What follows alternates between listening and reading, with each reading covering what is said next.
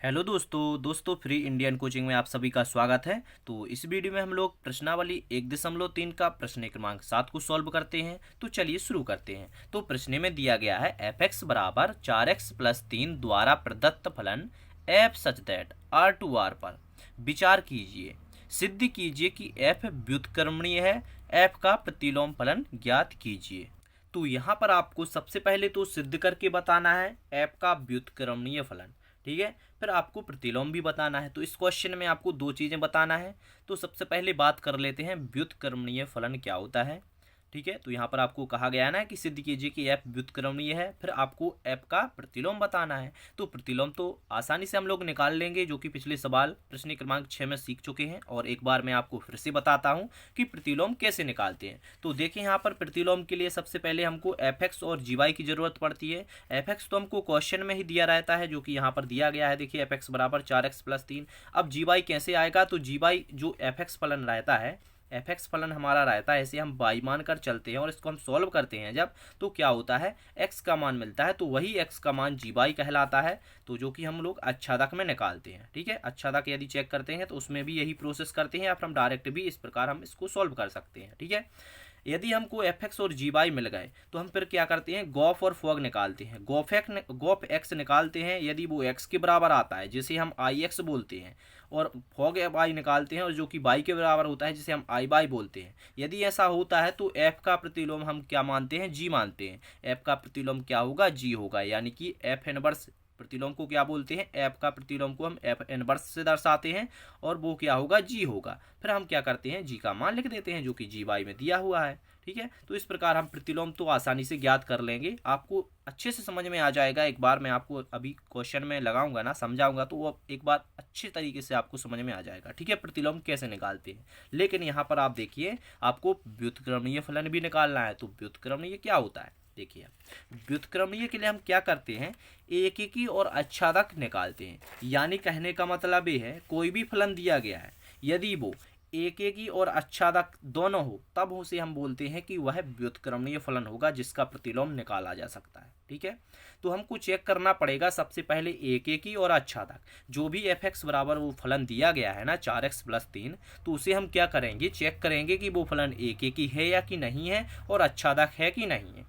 तभी हम उसे बोल सकते हैं व्युत्क्रमणीय। यदि दोनों होगा, यदि एक एक ही होता है, अच्छादक नहीं होता है, तो वो व्युत्क्रमणीय फलन नहीं होगा, ठीक है। यदि एक एक ही अच्छादक दोनों होगा, तभी हम उसे बोलेंगे कि वो फलन है व्युत्क्रमणीय फलन। फिर हम उसका प्रतिलोम निकाल देंगे।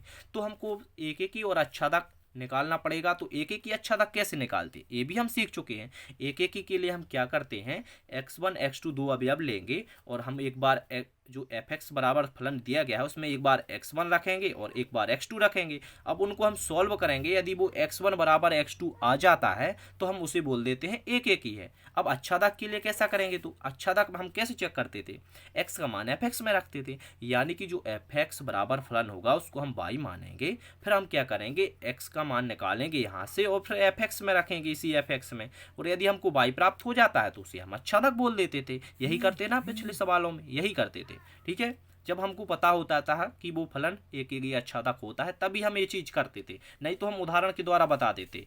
हम लोग क्या करते थे, देखिए इस प्रकार के कुछ डायग्राम पहले बनाते थे। इस प्रकार के डायग्राम बनाकर हम चेक कर लेते कि वो फलन एक एक ही होगा कि नहीं होगा, अच्छादक होगा कि नहीं होगा। यदि वो एक एक ही अच्छादक हमको लगता है कि ये है, ठीक है, तो हम क्या करते थे, इस प्रकार बताते थे। इस प्रकार बताते थे कि हम एक एक ही अच्छादक, ठीक है।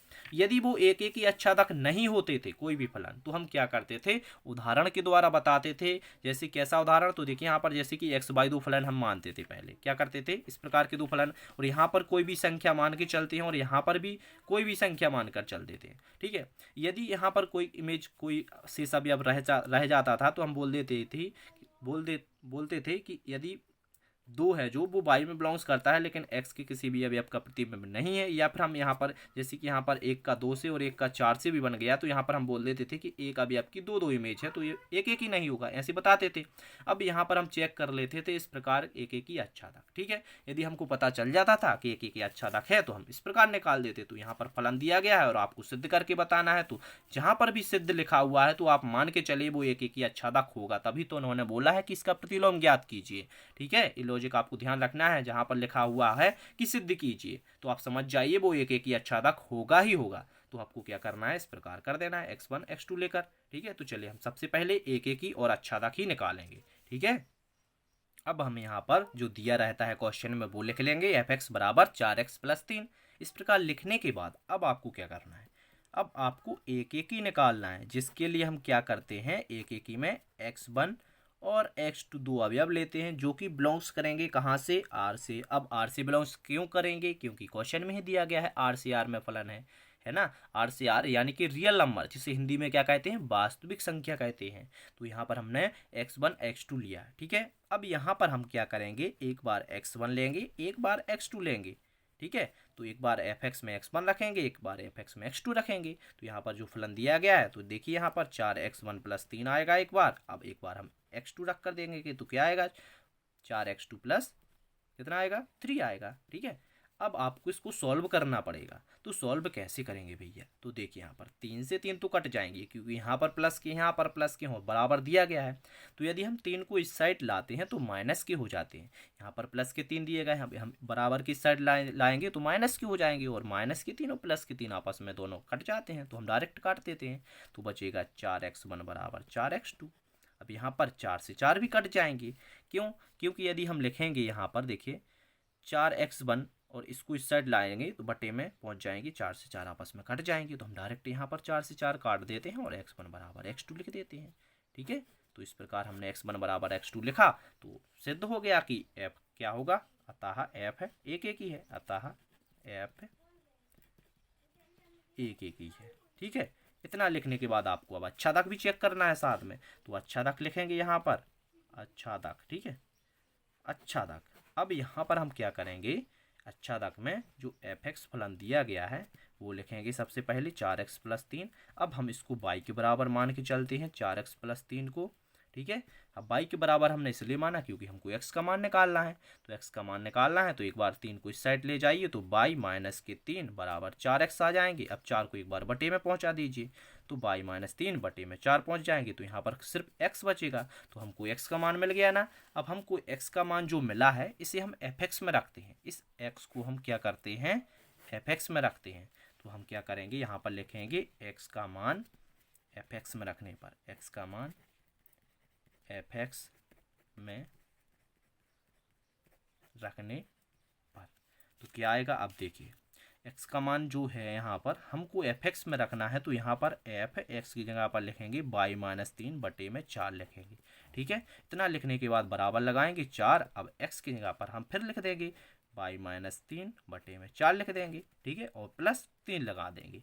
यहाँ पर देखिए आप, हमने क्या किया, x का मान इस f(x) में रखा, तो x की जगह पर हमने y - 3 बटे 4 लिख दिया, फिर x की जगह पर लिख दिया 4 जहीं के तहीं लिख दिए, और 3 भी जहीं के तहीं लिख दिए यहाँ पर। ठीक है, अब इतना करने के बाद अब इसको सॉल्व करना है। तो यहाँ पर देखिए 4 यहाँ पर गुणा में दिए गए हैं, तो 4 से 4 यहाँ पर कट जाएंगे। देखिए 4 से 4 यहाँ पर कटे तो सिर्फ y - 3 और प्लस के 3 बचेंगे। अब यहाँ पर आप देखिए -3 + 3 दोनों आपस में कट जाएंगे, तो सिर्फ बचेगा y बचेगा ना।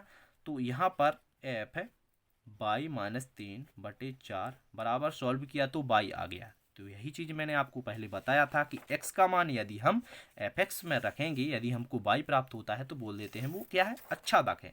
तो अतः करके लिखेंगे, अतः f है जो f फलन दिया गया है ना, वो क्या होगा, अच्छादक होगा। यदि एक एक ही और अच्छादक दोनों निकल आता है कोई भी फलन, तो वो होता है व्युत्क्रमणीय फलन। ठीक है, तो इसीलिए यहाँ पर हम लिख देंगे, इसीलिए f व्युत्क्रमणीय है। बस हो गया, यही तो हमको क्वेश्चन में करना था। सबसे पहले हमको व्युत्क्रमणीय निकालना था। तो व्युत्क्रमणीय कब होता है, जब कोई भी फलन एक एक ही और अच्छादक दोनों होता है। तो यहाँ पर हमारा f एक एक ही भी है और यहाँ पर एक अच्छादक भी है, तो इसलिए f व्युत्क्रमणीय है। अब हमको प्रतिलोम निकालना है, f का प्रतिलोम निकालना है। तो प्रतिलोम के लिए हमको f(x) तो क्वेश्चन में दिया गया है, और यहाँ पर जो x का मान आता है ना, x का मान, तो इसे हम क्या बोलते हैं, gy। इसी को हम gy मानकर चलते हैं, इसको हम gy मान लेंगे, और f(x) है ही, तो फॉग और गॉफ ज्ञात करेंगे आप। ठीक है, तो देखिए, तो जो भी दिया गया था f(x) और gy। ठीक है, अब यहाँ पर हम क्या निकालेंगे, सबसे पहले गॉफ निकालेंगे। गोफ एक्स निकालेंगे और गोफ एक्स को हम जानते हैं कि जी आप हम एफ एक्स लिख सकते हैं। गोफ एक्स को क्या लिख सकते हैं, जी आप एफ एक्स लिख सकते हैं। तो यहाँ पर हम अब एफ एक्स का मान रख देंगे, जी को हम जहीं की तहीं लिखेंगे और यहाँ पर हम क्या करेंगे, एफ एक्स का मान लिखेंगे जो कि दिया गया है 4x+3, 4x+3 दिया गया है। अब आप ध्यान से देखिए क्वेश्चन कैसा बन रहा है। यहाँ पर जी है और यहाँ पर इस ब्रैकेट में देखिए यहाँ पर पूरा मान एक दिया गया है जो कि बाई के बराबर मानेंगे, क्योंकि जी बाई, तो जी बाई प्रकार का बन गया ना, ये जी और ये पूरा बाई बन गया। तो इसको हम बाई मानकर चलेंगे, जो बाई का मान है यहाँ पर हम रख देंगे बाई का मान। ठीक है, तो क्या आएगा यहाँ पर, बाई का मान लिखेंगे 4x+3 लिख देंगे और माइनस में 3 दिए गए हैं और बटे में 4 दिए गए हैं, तो ऐसा लिख लेंगे। ऐसा लिखने के बाद यहाँ पर देखिए आप -3 +3 तो कट जाएंगे, तो यहाँ पर 4x के बटे में 4 आएंगे। तो यहाँ पर 4 से 4 भी कट जाएंगे तो x आ जाएगा। तो देखिए यहाँ पर गोफ x को हमने सॉल्व किया तो x आ गया ना। अब हमको क्या निकालना है, फॉग भी निकालना है।